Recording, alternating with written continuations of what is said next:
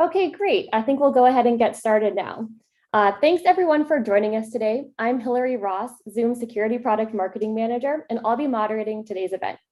Before we get started, a few quick housekeeping items. Please go ahead and add all your security and privacy questions to the Q&A panel, and we'll try to get to as many as possible. For questions on how to use certain features, we highly recommend you visit our knowledge base at support.zoom.us, watch our how-to videos on YouTube, read our blog posts, or attend a daily training. We'll add the links to these resources in the webinar chat. We are recording today's webinar and we'll send the link to all the registrants. We're once again excited to provide you an update on all the progress we continue to make with respect to privacy and security, as well as the opportunity to ask Eric and a few of our top team members questions. Today, we're going to have Eric, our founder and CEO, kick off the webinar with some opening remarks. Gary Sorrentino, our Global Deputy Chief Information Officer, CIO, will moderate a fireside chat on Zoom security and privacy with key members of our team. He'll be followed by Rod Schultz, who will take us through some product and security updates that we have planned. And lastly, we'll open it up for Q&A. And before we conclude today's webinar, we're going to be raffling off a few Zoom t-shirts. We'll drop the raffle link in the webinar chat to enter. Just enter your information through the link and stay tuned to the end. And with that, I'll turn it over to Eric. Thanks. Thank you, Hillary, and thank you all for joining me today. Thank you. So once again, we are very excited to welcome you back to our webinar, which we are continuing to host as part of our ongoing commitment to being transparent with our users about our privacy and security efforts, as well as share some product updates as well. So I'd be remiss if I didn't acknowledge the milestone that today's webinar represents. It is nearly 1 year since we first initiated the Ask Eric Anything webinar last spring as part of our 90-day plan, during which time we focused wholly on enhancing the privacy and the security of our platform. Last March, the World Health Organization declared the COVID-19 outbreak a global pandemic. And shortly thereafter, the entire world, as we knew, it was completely abandoned. Whether you were an executive for a global corporation needing to maintain business continuity, a school teacher educating students remotely, or a friend wanting to host a happy hour to spark some joy while social distancing, you had to manage unique challenges to keep your lives and livelihoods going. Video communications help you do that. They were a lifeline to society, enabling all of us continue work and school in a digital environment. We all live this, but the data backs it up.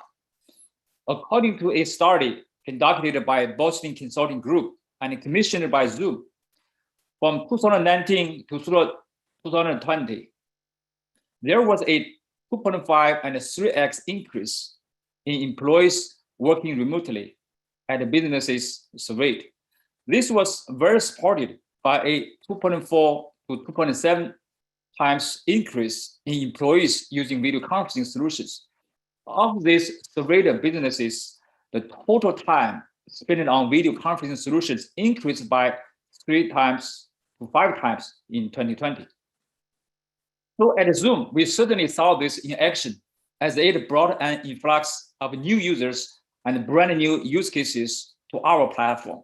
Usage of Zoom skyrocketed, as you all know, from 10 million daily meeting participants per day in December 2019 to 300 million in April 2020. And we found ourselves working around the clock to help businesses, schools, and others across the world stay connected. In part because we had so many new users using our platform in new and different ways, we enacted a 90-day plan in April 2020 to ensure privacy and security were on top priority and the cornerstones of everything we do. While we accomplished a great deal in those 90 days, it was just one step, and it set us on a path to make a continued progress, as you can see on this slide. So highlights during the month of April May and June included the release of Zoom 5.0, which included a number of security enhancements and features to help users protect their meetings. Additionally, we acquired Keybase, a great company, and based on the Keybase technology, we launched our end-to-end encryption. And also we launched our CISO console as well and enabled the control over data routing. During July and August, we improved waiting room notifications and the implementation of passcode and waiting room options at the top of meeting schedulers. Also in September and October, we expanded support for two-factor authentication and also released our phase 1 of end-to-end encryption offering based on the Keybase technology. In November and December, to help users combat meeting disruptions, we implemented the at-risk meeting notifier that scans public social media posts and other websites for publicly shared Zoom meetings link. We also made enhancement to authentication profiles. And in January and February, we implemented more end-to-end encryption feature parity and launched our Trust Center. And later this month, we are launching a new feature called Chat Etiquette tool, which Rod will elaborate more later on. And as part of our ongoing commitment to privacy and security, we will continue to build out our strong security team. Here's a snapshot of some of the members of our security team who have joined Zoom recently to help us further strengthen our platform. I will now hand it over to our Deputy Chief Information Officer, Gary Sorrentino, who will moderate a fireside chat on Zoom's security and privacy with key members of our team. Thank you so much, Eric. So to give us a little look under the hood, we've brought together today a few key members of Zoom's privacy and security team to share more insights from Zoom's security journey over the last 12 months, as well as discuss some of our ongoing commitments to privacy and security across our platform. But with that, I'd like to welcome Richard Farley, Zoom's Deputy CISO, Randy Barr, our Head of Product Security, Lynn Holland, our Chief Privacy Officer and Chief Compliance and Ethics Officer, as well as Rod Schultz, our Head of Product Security and Privacy. So before we begin it would be great if you could all just give a brief self-introduction. So Lynn, let's start with you. Great, thank you so much, Gary, and thank you for the invitation today. My name, as Gary has said, is Lynn Holland. I joined Zoom in January 2020, and I'm just really thrilled to be a part of this team and be continuing to work with Eric, our COO, Upper Navawa, and others here, on Zoom's tremendous journey. Prior to joining Zoom, I was the Chief Compliance and Ethics Officer and Chief Counsel for Cyber and Deputy GC at PepsiCo. And before that, I was at the US government as a prosecutor for many years. So thank you again. I'm delighted to be here. Let's move over to Richard. Thanks, Gary. Yeah, I'm Richard Farley. I'm the Deputy CISO, and I'm within Jason Lee, our CISO's organization, helping him to implement and manage our security program. My particular, I've been at Zoom for coming up on 2.5 years now. So one of the folks that's been around for a little bit of time here at Zoom. My focus areas within the security team are our cyber risk management function, our security awareness and training and documentation program, as well as what we call security standards compliance. So working towards various different certifications and managing the definition of the security controls that we are implementing to keep our infrastructure secure. And then finally, what we call our customer security assurance function, which is meeting with our customers to talk about our security program, assisting our sales team during pre-sales efforts, and meeting with customers to answer their security questions related to our program. Great, thanks, Richard. Over to you, Randy. Thanks, Gary. My name is Randy Barr. I head up the product security team at Zoom. I joined in January, like Lynn, last year. And as you can imagine, was part of the many changes that Zoom experienced back then as a user base, demand, and everything grew dramatically over the world in a matter of days. I'm currently managing 3 security programs that includes security operations engineering, threat and vulnerability management, and trust and safety security engineering team. Prior to joining Zoom, for the past 20 years, I held CISO positions across multiple verticals with a focus on cloud services.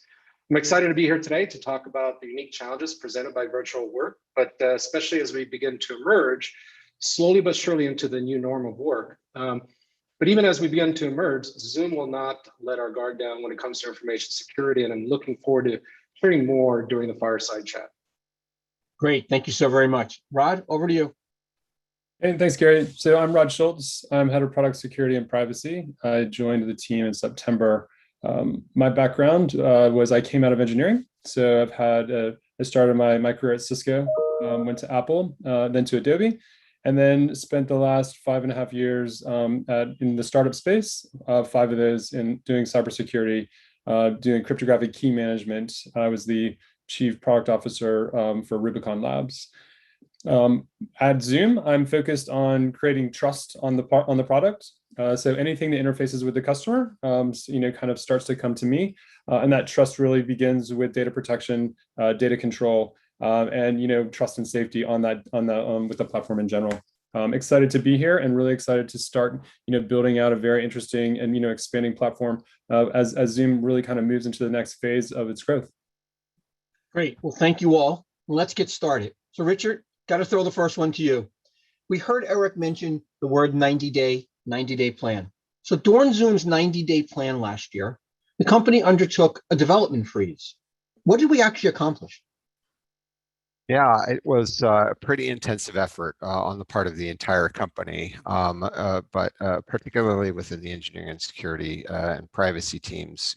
We shifted all of our engineering resources to focus on enhancing the security and privacy features of the Zoom platform.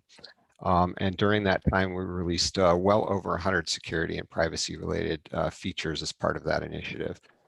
That includes the Zoom 5.0 release, which enhanced our really foundational encryption to AES 256-bit GCP for all of our meetings, and that's for all of our users, whether those users are paying for their subscriptions to Zoom or whether they're on a free plan. We made significant UI updates to the user interface to put the security controls for meetings front and center in front of the meeting hosts so that the hosts could have full control over their meetings in real time, accessing our security features with just a couple of clicks. So things like controlling admission to the meeting via the waiting room, or turning on and off the ability for participants to share their screen, or kicking out a user, ejecting a user from a meeting, or fully locking the meeting once all of the participants are on board in the meeting. We also set stricter security settings as the default for all of our users, such as meeting passcodes and the waiting room feature. And we gave the account administrators the ability to customize data routing globally across the entire global Zoom network by giving them the option to include or exclude individual Zoom data centers from transiting meeting traffic. But we didn't stop just with the 90-day plan. I think as Eric alluded to, toward the end of the year, last year, we expanded support for multi-factor authentication for all of our users. So even for users who are not on an enterprise single sign-on platform, they have the ability to add multi-factor authentication to their account to ensure that they're the only ones that can log into their account. We also released our full end-to-end encryption capability that's available to all of our users, and that was done shortly after the 90-day plan was complete. So with that end-to-end encryption, the encryption keys that protect your meeting are generated by the meeting participants rather than Zoom servers, and nothing on the network in between the participants of the meeting can see that encrypted traffic. Wow, it seems like a lot. So Randy, let's move over to you. Do you have any best practices from expanding the security program in general? Gary, as you know, to an extent, security professionals worry for a living. And that's why we're here. It's our job to assess the risks, identify the possible blind spots, and before they even swell into problems. But we thrive on environments where we can control and with some degree of predictability and oversight. But suddenly we had a very big task facing us last year. Organizations were looking to us to make sure that we kept the show on the road, so to speak, ensuring that operations could continue in the most secure way possible. But a couple of takeaways that I had in the past year. One of them is having a strong team focused on delivering on objectives and continuously reviewing how that aligns with the current state, either security initiatives or potential actors out in the wild. But by tracking specific projects and tasks and stressing the importance of having dates assigned to each of these security tasks allows us to better track what our progress is and where the potential opportunities lie to improve on. That's one takeaway. The other takeaway, and this is something that was alluded to earlier, is that we leverage our culture of transparency, and that it's reflected in the letter that Eric sent out last year, right before, about a year ago, as Eric mentioned. And there are three things in that that I took away from that we continue to have in our security program here, and that is that transparency has always been part of our core of our culture. We're committed to being open and honest with each other in meetings internally to find ways to improve on any processes that we need to look at, identify the right owners that can take on those responsibilities, and then making sure that we get updated regularly on that. And then finally, we want to enable all of our users, whether it's our employees at Zoom or individuals that use our service, to be able to take steps on their own to best utilize any of the applications that we use for our employees or even our platform that our participants use today. So those are the two main takeaways. I mean, there's obviously a lot more when it comes to security, a number of different practices, but happy to dive a little deeper with any specific questions that people have. Great. So Lynn, we've heard from Richard, we've heard from Randy, we heard a lot of things on security. We've done a lot since last spring, including on the privacy front. Anything particular you want to highlight for us? Thank you so much, Gary. I appreciate it. Well, you've heard me say it before, but I think one thing, at least speaking for myself, and I've heard many others say that Zoom, we're really proud of the work that we've done with schools, and in particular trying to keep and help keep K through 12 schools, open last spring during that really difficult time. We've also received some great recognition, for example, from Common Sense Media, which honored Zoom for education with a strong privacy rating previously. Thank you. Excuse me for my voice. Just lost it. Okay, so Richard, let's go back to you. So we did a lot, but how did Zoom approach staffing up and organizing the security team during this last year? Yeah, a good question. I think I've probably done more interviewing of candidates in the past year than my entire career combined. It's probably true of Randy and Lynn as well.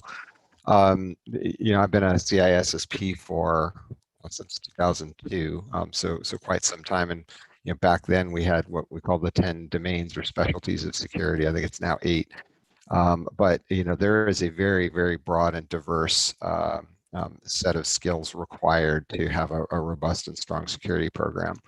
And over the past year, we've added more than 200 staff just to the security organization in the past year. And that doesn't even include the hiring that Lynn has done in the privacy area and our product management organization, trust and safety, and our actual software development teams. But some of the areas that we've done this hiring in are security product and program management. So establishing our security strategy and our security portfolio of the various different programs within security.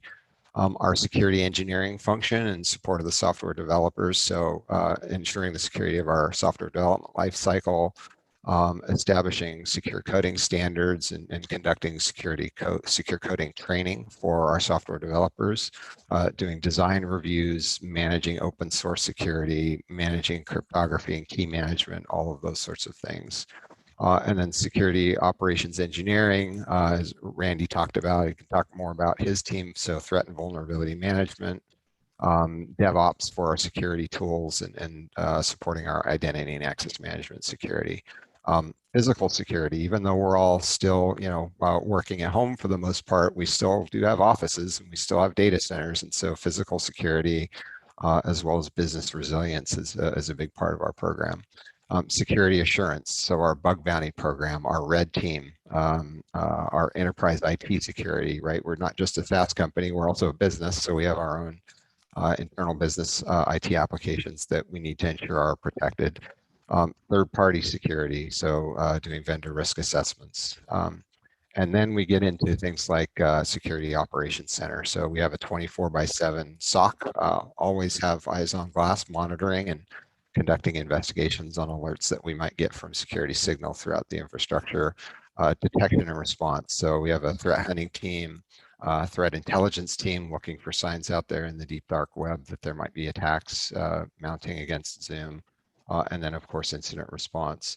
And I talked about the areas that I'm directly responsible for, which is our common controls framework, our certifications, our customer security assurance function, our cyber risk management function. And then, also very important is security awareness training for our employees and documentation governance over our policy standards and procedures. So there's a huge range of individual skills and expertise that are required to have a robust security organization. And we've done hiring in all of those areas, significant hiring in the past year. Great, great. So Randy, Richard told us about our hiring. Why don't you tell us about how we utilized third-party experts last year? Yeah, so we brought on board a few folks to help us in this area. So we partnered with respected security leaders such as Leah Kistner, Alex Stamos, and partnered with other firms like Luda Security, Bishop Fox, Trilobit, NCC Group, and the list goes on. And majority of these firms that we work with were acting as the extension of our security program, as our security team. And they came on board to help us in identifying some opportunities where we can improve on security. Part of that helped drive some of the initiatives and help us identify the additional resources that we need. Going back to covering some of the question that you asked about growing the team and how do we organize the projects, as we continue to identify these opportunities with the help of our own security teams, our extended security team members, like those partners that we worked with, we identified groups of projects that we needed to work on. And then as we grew the team, we assigned those team members to those projects. One of the great things that the security leaders, including Jason, has done is making sure that we track and understand on a weekly basis, then on a monthly basis as security leaders, and then present where we're at in the overall state of the security program, and do we need to shift our direction in any way based on what we know from what Richard has shared, such as threat intel, other assessments that we did. But bringing in those third-party experts helped us in many regards. And as I said, most of them were extensions of our security team, but mostly focused on the offensive security and the bug bounty program. Maybe just give us a suggestion. What were some of the suggestions they suggested that we actually put in place? One of the things that we work closely on is developing processes that aligns to what some of the other industries are using when it comes to managing vulnerabilities, and how do you prioritize that, as well as process improvements internally, and how do we manage some of the implementation of those remediation during that process as well. Great. So Lynn, we heard about in our 90-day challenge and everything that we did, we heard about a transparency report. So why did Zoom decide to create a transparency report? Well, and I think my voice is back, so bear with me. I think it'll last. Excuse me. Like many companies, as part of continuing to grow and improve our trust and safety function in our program, we published a transparency report to provide details related to government and law enforcement requests for data, for records, and content. So together with our government requests guide that we had published previously, the transparency report can help users and also those government agencies understand our principles and our processes for responding to those types of requests. Great, great answer. Okay, Richard, let's go back to you. How did some of the security enhancements complement Zoom's pursuit of certifications and accreditations? Yeah, I think made it much easier for us to managed our certification efforts, and we expect that that's going to continue going forward. So just some examples of that. In the past couple of months, we completed the update of our SIG, which is the Standardized Information Gathering framework, a set of questions that are commonly asked of SaaS vendors when companies are trying to acquire SaaS services. Based on all of the enhancements that we've made and the maturation of our security processes, it made it much easier for us to have a fuller and more complete and robust set of answers in that SIG, and an associated report called the CAIQ or CAIQ document. I think additionally, we completed our 2020 SOC 2 Type 2 report late last year. I would say that that report is more robust and comprehensive than what we had in prior years, building on the enhancements that we made during 2020. We also completed a third-party audit and attestation on our compliance with HIPAA, and so that was very helpful. The enhancements that we made. We achieved Cyber Essentials certification under the UK government's National Cybersecurity Center framework. We also completed a third-party assessment to validate that our platform meets the requirements of Japan's FISC security guidelines on computer systems for financial institutions operating in Japan. And then going forward, we're looking at this year adding the high trust set of controls to the scope of our SOC 2 audit. Again, that'll be conducted later this year. And then I think probably one of the larger initiatives that we're working on is ISO 27001, and we expect to have that certification before the end of this year. In parallel with certification and attestation efforts, we're enhancing what we call our common controls framework and mapping to various other frameworks to streamline any future certification goals that we might have. And our sales team comes to us all the time with various different requests from customers, particularly in outside of the US, to show that we're compliant with various different frameworks that are tied to those geographic regions or specific countries. And so, our common controls framework will make it much easier for us to quickly work towards those certifications or attestations under those frameworks. And then I guess the last thing I should note is that we're working on making our certification reports and other evidence available to our users via self-service on our Trust Center portal later this year, which I think somebody may be talking about later on in the presentation. Great, a lot there. So Randy, I heard Eric talk about the CISO Council, and we've actually had some interviews with the CISO Council here before, but how did Zoom utilize its CISO Council to help adopt security and privacy best practices? Yeah, it's a great program. Obviously we have over 35 CISOs, as you know, and it covered around 7 verticals. And they advise on matters such as our regional data center selection, the feature that we enabled, encryption, authentication, and a few other features. I participated in this in some of these meetings along with you and talked a little bit about our program. What does it look like? And leverage that opportunity to see how we can benchmark how other CISOs are implementing their security programs, similar to the focus that we wanted to present. So we got some good feedback in that regard, not just on the program, but also the feature functionality that we wanted to get some guidance on.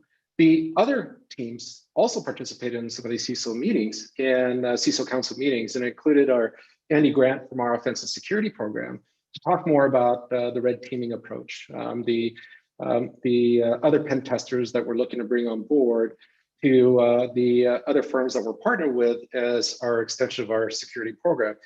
And then also, we also had other security team members participate as well, such as Rudd on the bug bounty program, just giving an update on where we're at, the approach that we're taking, and receiving feedback from that.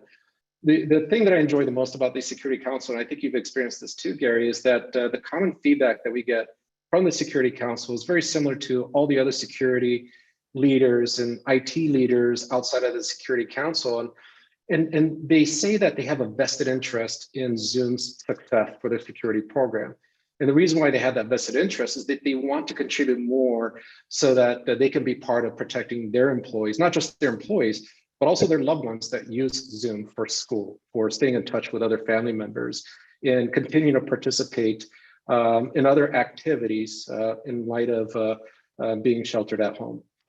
So it's a number of benefits. One is how do we improve our process, our program, our approach, but also getting that sense of contributing back to just more than just what we're offering today and giving back to their family.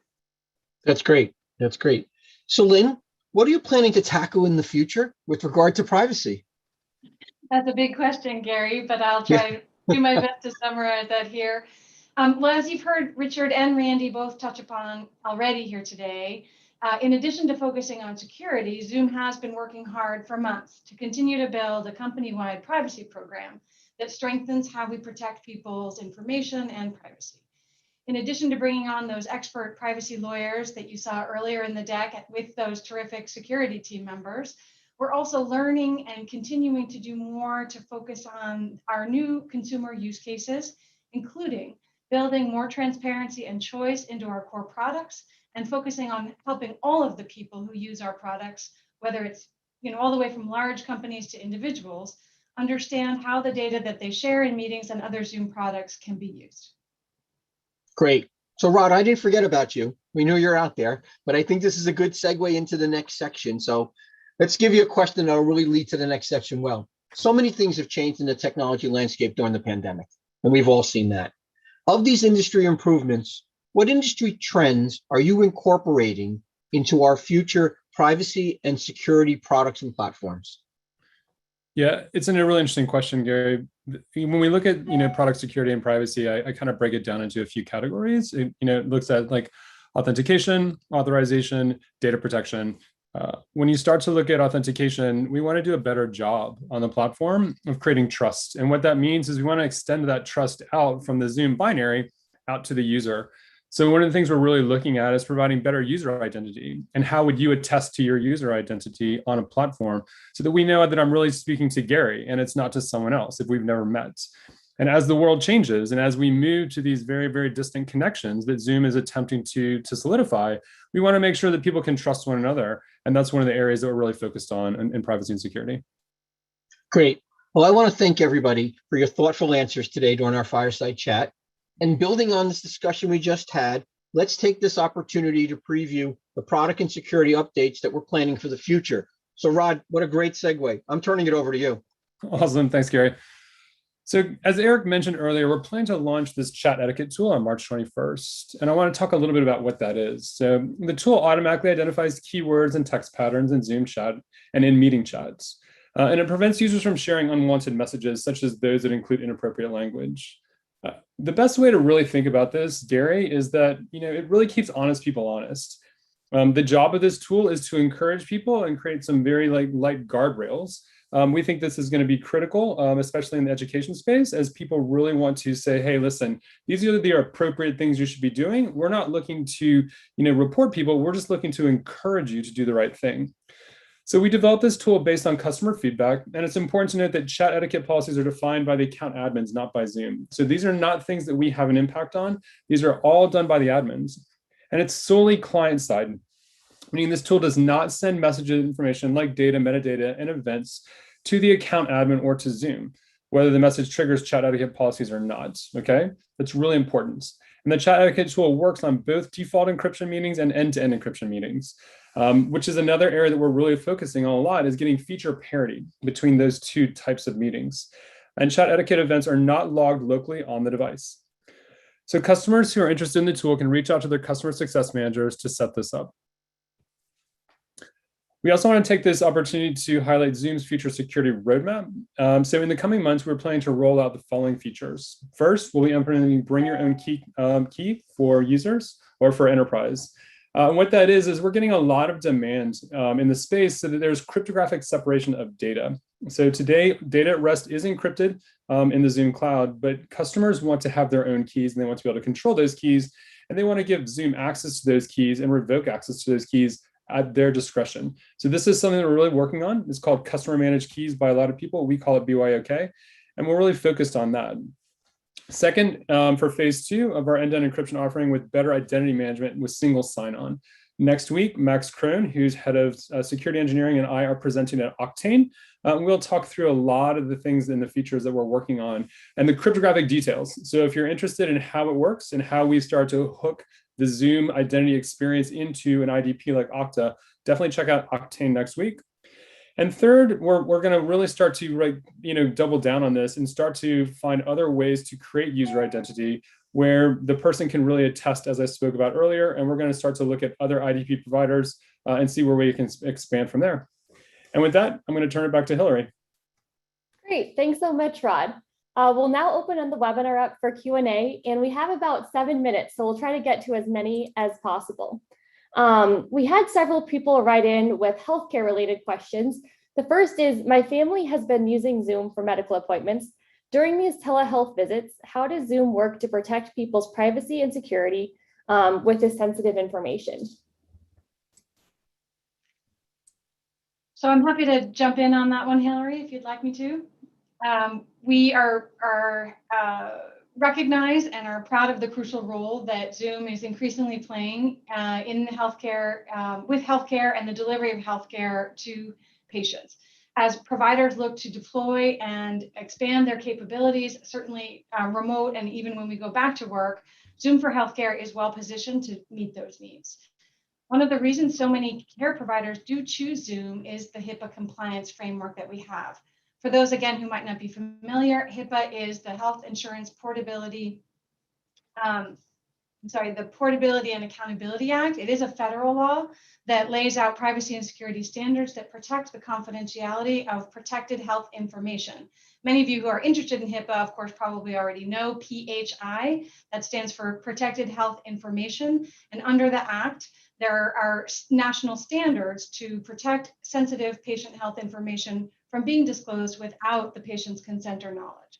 So Zoom's HIPAA offering allows these healthcare customers to leverage the Zoom platform while still maintaining the privacy and security and compliance under HIPAA. Great, thanks, Lynn. And a quick follow-up question to that. Does Zoom have a white paper or best practices recommended settings for HIPAA customers? This might include things like not recording in the cloud or taking other precautions.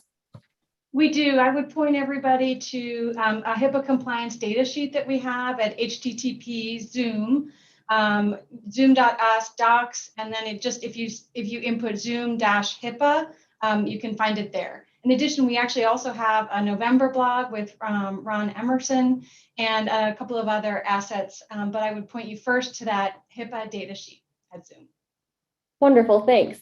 And a question for the security team members. Why is my security shield sometimes green and sometimes orange?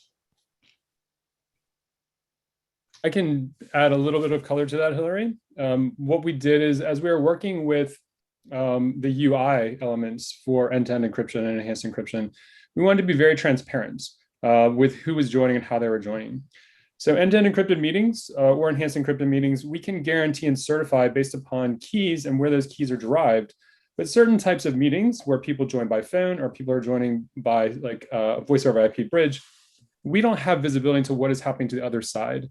What we do is we identify a meeting. So in this case, this meeting is orange, and we show there are exceptions. And those exceptions are based upon the fact that we just can't certify the cryptographic operations of what's going on once it passes the boundary. And that's why you start to see those color differentiations. The majority of meetings that I've attended and that most people attended, you'll basically see them being green. But occasionally, such as this one, you'll see some exceptions. And you can click on that list and start to see who's joining by phone. Lynn and I had a conversation. We find this to be quite entertaining sometimes in long meetings to see who's joining and how they're joining. Great. And a related question to that, Rod, does Zoom have any recommendations on the type of encryption people are using? For example, should they use the default or end-to-end encryption? It's really going to be up to your discretion. We encourage people to use the end-to-end encrypted meetings. One of the reasons why you may not choose to do that is you want to use cloud meeting recordings. Today, cloud meeting recordings are not supported for end-to-end encrypted meetings. The reason for that is that the way we've designed the key exchange is that the Zoom infrastructure is not part of that key exchange process. So we don't have the ability to effectively bridge a server into that meeting to record it. These are some features that we're looking at as customers really want that end-to-end encryption, but they also want these services that were built out. with Zoom. And again, this is where we're moving with our feature parity. But I would say the number one question is, if you're looking for cloud meeting recordings, you're going to want to use enhanced encryption.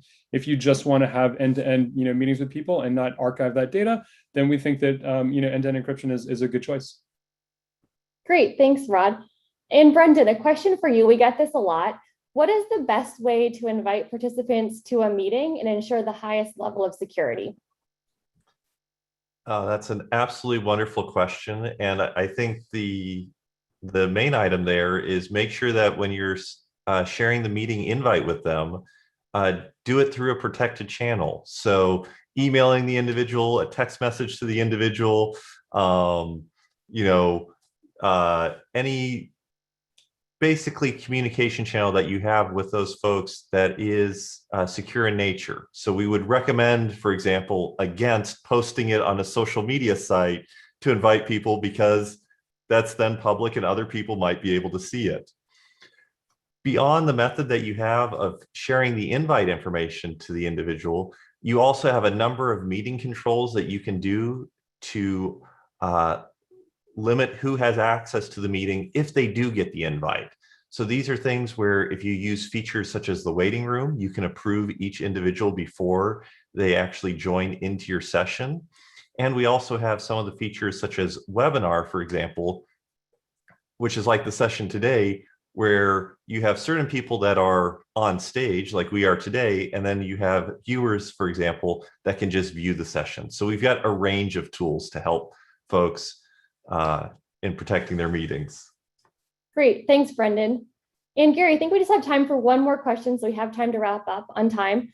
A lot of companies are returning to partially return back to their office buildings this year once the vaccine is rolled out. Do we have any tips for helping businesses stay secure in this new environment? Sure. So the first thing I think people need to do is they need to look at their data protection processes, and they need to evolve. Things have changed and they need to evolve. They need to strategically leverage BYOD devices. Continuous training has always been a good thing. And they need to maximize their technology for not just security, but for flexibility. And we have a great blog called Securing Your Hybrid Workforce on our site. Great, thank you. That was our last question. I want to quickly announce the raffle winners as promised. The 4 lucky winners are Paul Benitez, Molly Christensen, Barbara Semerero, and Freddie Mertz. We'll be following up with you via email to give you your t-shirts and swag.